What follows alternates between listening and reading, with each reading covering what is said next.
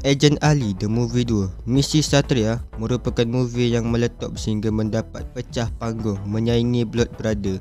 Ini merupakan fakta yang memberangsangkan mengingat bajet mereka yang cuma 10 juta ringgit namun mendapat hasil 55.1 juta ringgit selepas ditayangkan di Malaysia, atau mungkin sudah lebih dari itu.